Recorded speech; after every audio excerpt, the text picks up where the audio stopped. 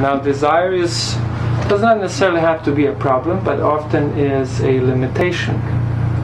Because if you have desires, then you have concerns. No desires, no concerns. Think about that.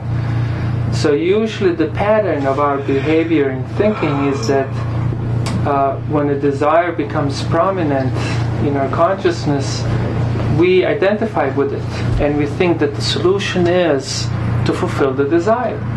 Then by gratifying the desire, the heat will go away, or the itch will go away,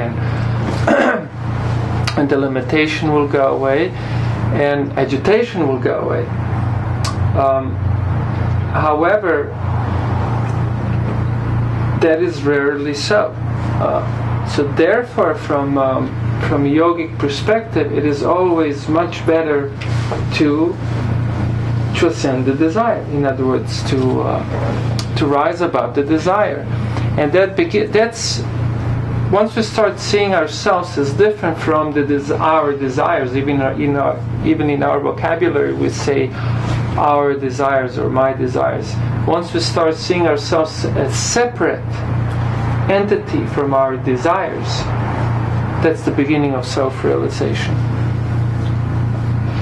Otherwise, one lives in this confused state where one identifies with the products of interaction with the environment, or actually it's not even so much us who are interacting with the environment, it's more like our senses interacting with the environment, the social conditioning, the environment, blah blah blah, and so on. Plants most of desires, like for example fashion. Like most of the guys wear pants by showing half of their butt, to the world. I mean, why all the guys like that? It's clearly a desire planted by the environment. Or hairstyle. I gotta have a particular hairstyle. It doesn't matter, how much I'm going to pay. And in other words, one sort of loses sense of objectivity. So anyhow, but the point is that most of the desires that we have are desires that are extrinsic to us, and try to fulfill these usually comes about when we identify with these desires. But once we start to see ourselves as different from these desires, like there's me and there are the desires, that's the beginning of self-realization.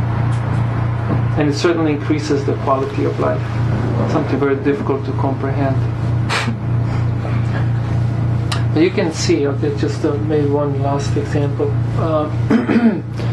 With the explosion of Indian culture, especially in the form of yoga in the West, particularly in America, people love to do things such as ignore their desires. Like, let's go on an intensive, and then, whatever the intensive is, some kind of program here. They fast, they don't talk for a week straight. Do all these kind of things, and then come out of it completely invigorated. And feeling much better, and this, that, the other thing. So that's a bit of wisdom from the world of yoga. Two options: one, namely to gratify desire, and the other one, namely to do away with desire. To do away with them is way better. No desires, no concerns, hardly any problems.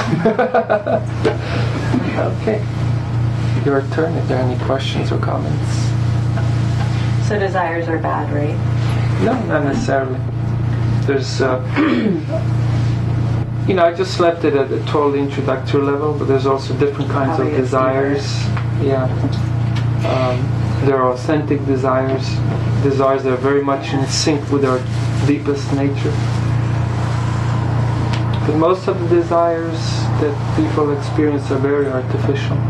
Ones that cause suffering, obviously. Yeah. Because they're not authentic, Everything that's not authentic just doesn't fit in the machine called the universe. It just gets ground up.